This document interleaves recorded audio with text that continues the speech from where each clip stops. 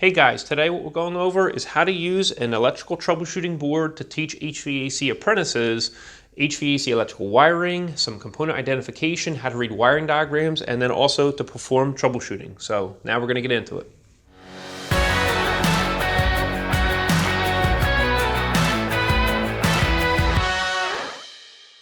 We made this electrical troubleshooting board and the layout for it specifically for those who want to teach HVAC electrical wiring.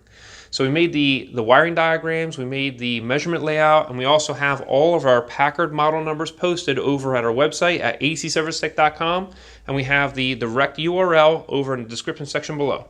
So before we get into anything, I just want to first simplify this for you so you know what's happening. So basically we have our thermostat wiring color code over here, and if you turn your fan to the on position, what's happening is we're using a fan relay to turn that fan motor on. That's a shaded pole 120 volt blower motor, and this right here is a 12 amp fan relay. And so what we're doing is we're utilizing this green wire coming out of the thermostat to power this fan relay, and this blue wire is the common coming back to our control board. So that's our fan, and then for our heat we're going to turn our temperature up to 78. It's 73 in this building right now, and you see that our light bulb is lit. This is actually red right now. You could spray paint that red, but what's happening is we're utilizing our sequencer right here to have a timed powering of a fan. So that would signify basically that our heat exchanger is warmed up and now our fan is running. And so say you want to turn the heat off, our fan does not turn off right away in a gas furnace. What happens is our gas valve shuts off, but our fan continues to run, and it's basically lowering the temperature at the heat exchanger area. And so there's already heat there, and so you want to be able to blow that heat through the building. So that's why we use a sequencer in order to have a timed powering of that fan. So in the case of heat, we're using a general purpose relay and we're using the sequencer in order to power both the light bulb and the fan motor. And now for air conditioning mode, we're using a contactor. And so what we want to do is we're going to turn our thermostat on for air conditioning. And so we want to turn our temperature down. And in this case, it's 65 degrees is what we have it set at, and it's 73 in the building. And so we're using our contactor. We're powering the sides of the contactor, the coil, in order to power our outdoor compressor, our outdoor fan motor, and also our indoor fan motor. So that's how air conditioning works. Now, what's happening here is that the thermostat is always powering our green fan wire to our fan relay and also our yellow wire to our contactor, which will be outside. So our thermostat is what is the switching mechanism in any gas furnace and air conditioning system or air handler. This is the switching mechanism, so I want to show you how that works.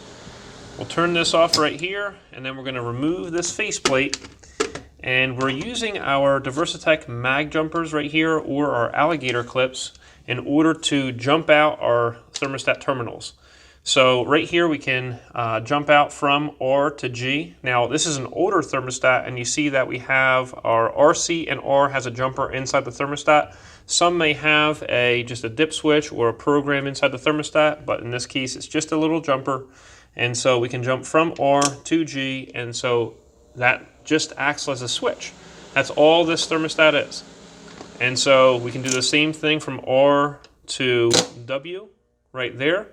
And so remember that our sequencer is not going to power the indoor fan on until, say, our heat exchanger heats up. But I just wanted to show you how you could use these magnet jumpers to be able to teach how a thermostat works. So you can remove this. And I just want to also show you over on our wiring diagram, we have our thermostat right here. Anytime you have field wiring, you're going to have this dotted line here. And so over here where you have your power coming in, we have our dotted lines. And so we utilize a wiring diagram legend to know what each of these symbols are. Anytime that we're looking at a wiring diagram, in order to interpret the wiring diagram, we have to know what each of these things are. And so CB, that's a circuit breaker, it's a 3 amp one. So in this case, you see CB is right here, and that's connected to our red wire right here. So right here we have a GFCI. This is very important for when your students are troubleshooting. You have a ground fault circuit interrupter. So what this does is it monitors the current between the hot and the common. And if there's an imbalance, it's going to open up the electrical circuit as a safety, because that means that potentially there's current going through a ground, and that could be going through, say, your student, and that would be a danger. So that's why you have a ground fault circuit interrupter as your protection. On this board, let me just give you a quick little tour. So this piece of sheet metal is the ground for this entire board, and we have our ground wire attached right here to our common. So you got to remember that your 24-volt transformer always has the common attached to the ground frame of the HVAC system. So that's almost all the time, and so you can utilize your multimeter on the ground frame, one probe on the ground frame and one probe on the hot wire while you're tracing out your switches. So here we have a multi-tap transformer, so we have two wires that we're not even using, and so we want to have those in wire nuts, and you can see that right here on the connection diagram, XFMR. Well, what is that? So we just take a look at our legend, and we can see that XFMR is a multi-tap transformer. So anytime that you don't understand something on a wiring diagram, you want to look over at the legend to determine what that is. So our connection diagram, this is used in order to build this. So if you're a teacher, basically what you're going to be doing is you're going to be giving the student your plywood, a piece of sheet metal. They can cut and bend that into place, and then you're going to have them screw it down. They can mount all of these electrical components on this board with a measurement layout. So we have these over at our website at acservicetech.com in the resource section. So you're going to use the connection diagram, the dual receptacle right here. So this is called a duplex receptacle, actually. So that's right there. We have our contactor right here. So that's our contactor. Our GFCI, that's right here. We have our transformer, that's right here. We have our CB, that's our circuit breaker right here. We have our thermostat right there. Our terminal block right here. We have our fan relay, that's right there. Our sequencer is right here. This one is a two-section sequencer, but the issue with this is we're not using the lower section. We're just using the top one due to the timing mechanism.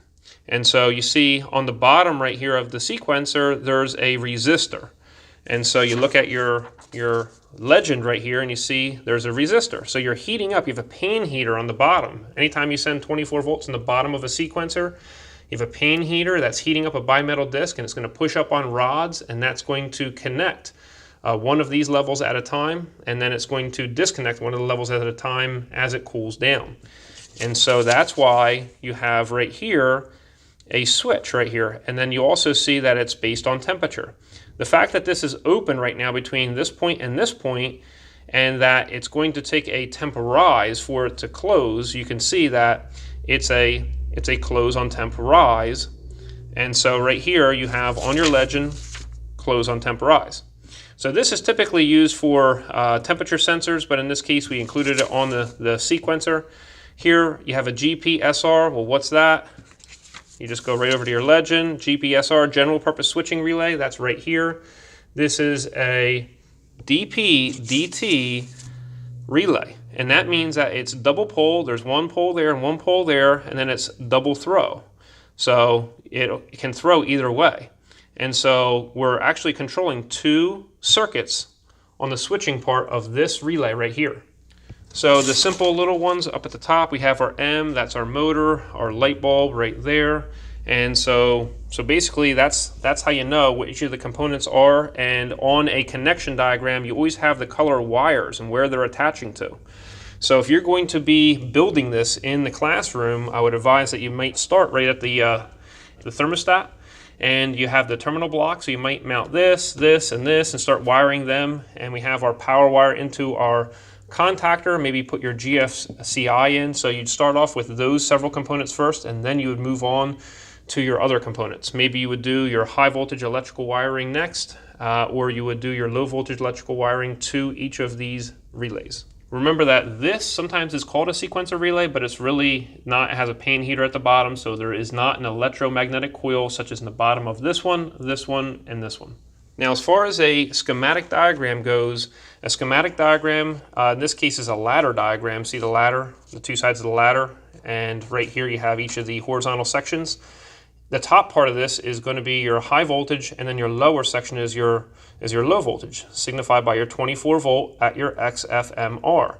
And so you can see your fan relay coil. So you have your thermostat right here is your thermostat connections. Here's your terminal block, and then basically you have your G going over to your fan relay, and then it's connected to your common right here.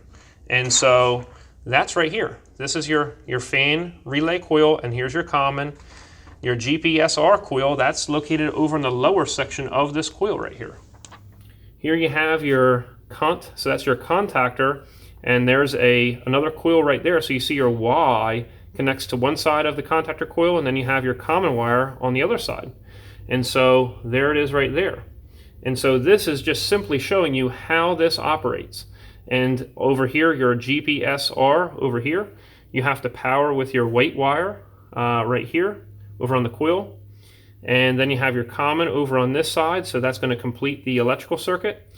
And when you power this coil, your GPSR contacts, the normally open set of contacts, those are going to close. And if you don't know what those are, once again, you refer to your legend. So right here, you have your normally open contacts. Normally open contacts are when this relay is not powered, so then they're going to close. So anyway, that's how you read a wiring diagram. In this case right here, you have your contact is going to close, and then it's going to power your sequencer right here. And so it's going to power this pan heater down here. And then after that pan heater heats up, it's going to push up on the rod, and that's what makes the delay for when this fan motor gets power. So this is your 120 volt hot, and you're switching that on and off with your sequencer. It's in the normally open position between here and here. And once that rod pushes up, it's going to close the electrical contacts. So once you take power off of your GPSR over here, what's going to happen is this switch is going to open up. The normally open set of contacts right here are closed when you power the coil, and when you don't power the coil, they're going to open up, which means that you're no longer going to have power at your sequencer, and then it's going to cool down, the rods are going to fall, and then this is going to open up, but it's not going to be right away, and that's why your fan motor continues to run even when your light bulb is no longer on. So once again, schematic diagram, you want to look at it quickly to learn how the system operates. So if you walk up to an HVAC system that you're not familiar with, you can look at the schematic diagram to determine how the system works. The connection wiring diagram, we use that in order to wire it and just to follow the wires, for the electrical circuit path. And then your legend is always just to determine, hey, what is that symbol? What does it mean? Because some manufacturers make up symbols, so you don't know what it is. So you got to go over to the legend and read up on what it is. Okay, so now that we went over these diagrams, and once again, these are available over at our website at acservicetech.com in the resource section for free. You can check them out there. But once we are now done that, I want to show you some troubleshooting with this board and some measurements with this board here. We're going to use our MagJumpers inside our thermostat right here, and we're going to connect from R to Y. And so what's going to happen is we have our outdoor air conditioner turning on, but you see that our indoor fan did not turn on. And that's because inside your thermostat during air conditioning mode, R touches both Y and G at the same time. So both the R touches both the green and the yellow wire right here. And so you have your fan motor running. Instead of these components right here, you may have a control board at the indoor unit, but in this case, we're just using relays. If you have these relays in your service truck, you can typically get a system up and running. Not necessarily a gas furnace. You don't want to replace that control board with a bunch of relays, but air conditioning systems, you can typically get these systems running. So air handlers, you can rebuild the insides typically with the correct high current contacts for, say, electric strip heaters or things like that. And you have to have a high current fan relay in order for the blower motor to turn on. But basically what's happening here is we only have this Y wire powered. So I'm going to turn our multimeter on, and we're going to take our measurements right here.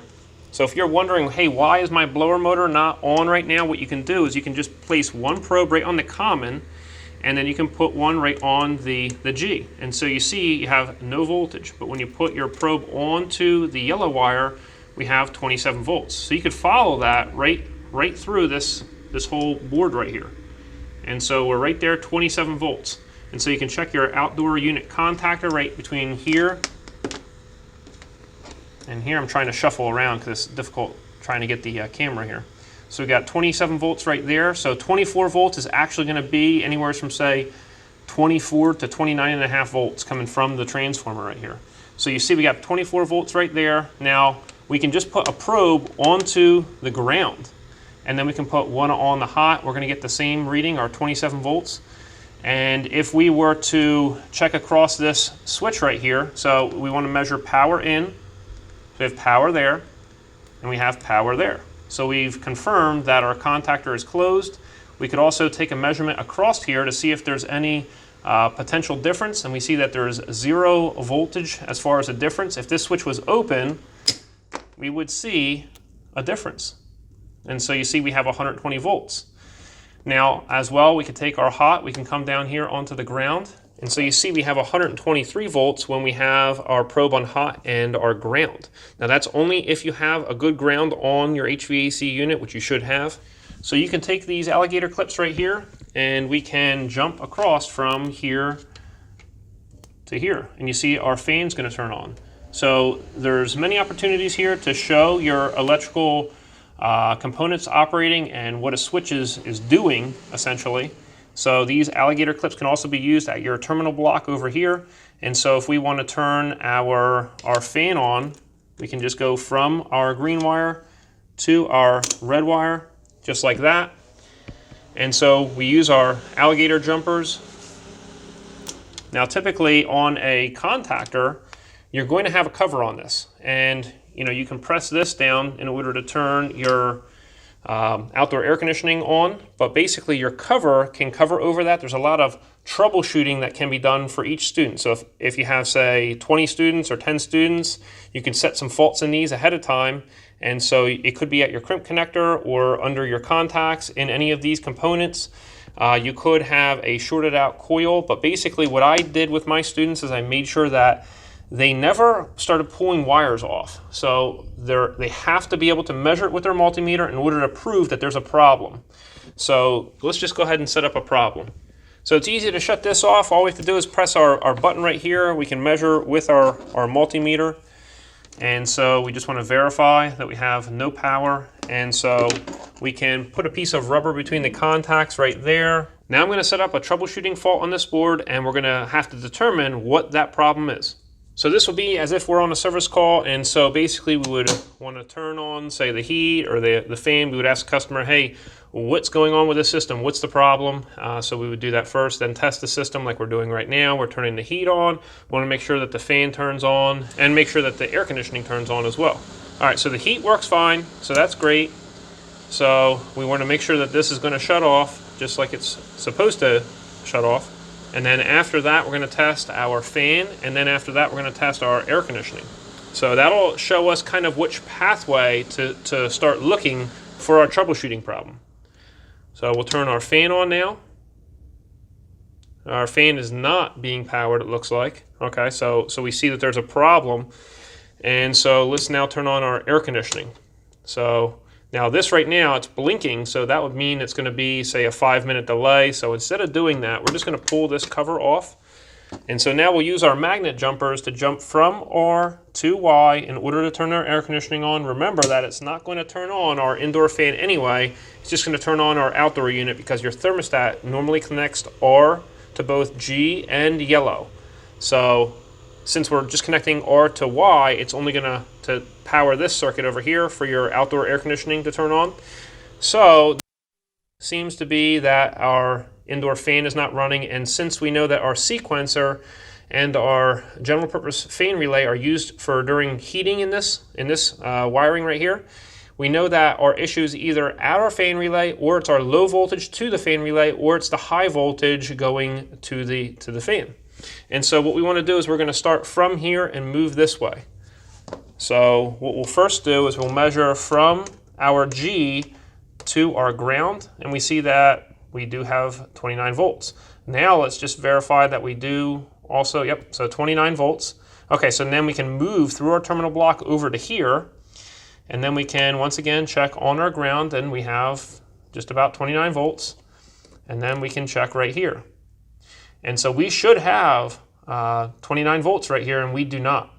So that's our problem right here. We must have some issue with our common wire. And so let's check over at this common. So at this common we have 29 volts still, so 28.5.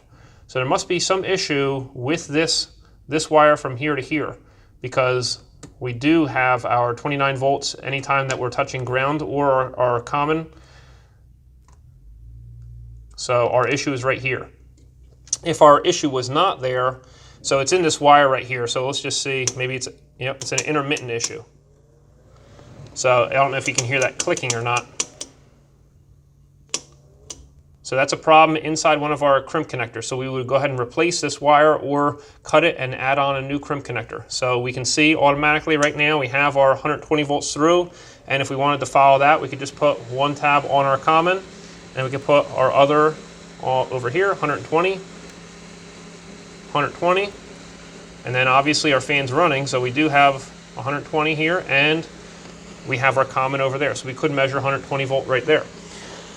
So that's how you troubleshoot. You kind of you want to place your one probe on your common for your 24 volts, and then you're just kind of moving it around to see where you're losing your electrical circuit, where it's open at. And when it's open, you no longer have voltage, and that's where your problem is.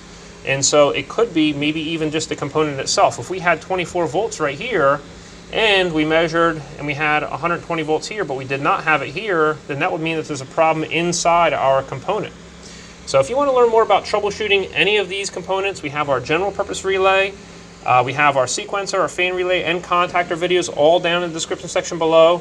And we have a bunch of thermostat wiring, how to trace down a low voltage short, and make sure you check out how to build this board and utilize this in the classroom to teach HVAC students electrical wiring, component identification, wiring diagrams, and troubleshooting. Hope you enjoyed yourself. We'll see you next time at AEC Service Tech Channel.